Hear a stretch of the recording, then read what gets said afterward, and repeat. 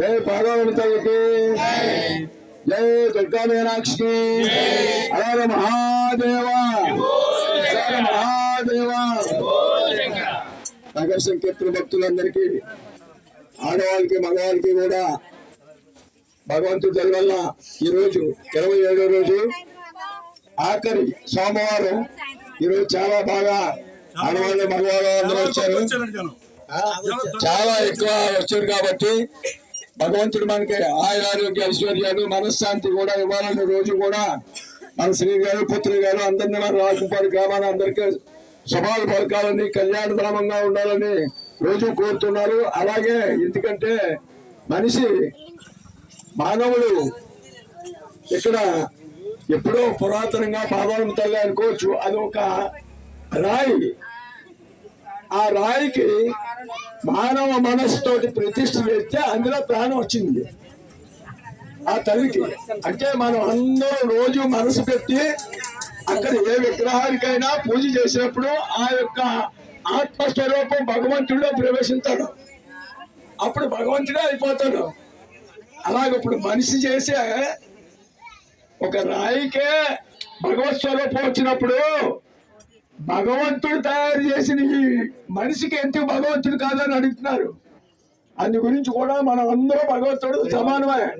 కానీ ఈ భూమికి వచ్చిన తర్వాత అనేక రకాలైన మనకి మనస్సు ఒక రకంగా ఉండదు కాబట్టి ఇవన్నీ జరుగుతాయి. అయితే ఒక విషయం ముఖ్యంగా పూజ అనేది ఆడవాళ్ళు మగవాళ్ళు చేస్తారు. ఆడది అంటే అబల అంటారు.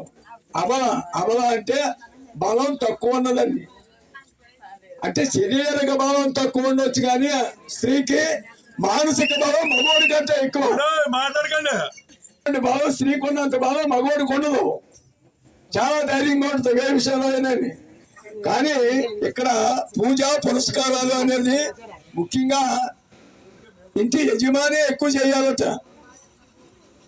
ఆడది ఈ మగవాడికి పూజా సామాగ్రి అందించడం అన్నీ చేయాలి. అంటే మనం వ్యవసాయం చేసుకున్నాం కాబట్టి ఇంటికాడ పూజ చేయడానికి అంత టైం ఉండదు కాబట్టి అన్ని ఆడవాళ్ళే చూసుకుంటారు. కానీ నిజంగా చెప్పాలంటే మగవాడే ఎక్కువ పూజా కార్యక్రమానికి ఆయన సహకారం అందించాలి. ఆడదంటే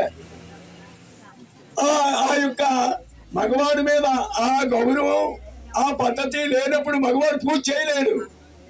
అకర్మ మత్పరమో మద్భక్త సంగవర్జిత నిర్వైర సర్వపూజేసు యస్సమామేతి పాండవ అంటారు. లాస్ట్ ని ఏమంటారంటే శ్రీకృష్ణుడు మత్కర్మ నా కొరకే కర్మ చెయ్యి అంటే మన కర్మ, మన వ్యవసాయం, మన ఉద్యోగం, మన వ్యాపారం ఎందుకు గురించి చేస్తున్నాం?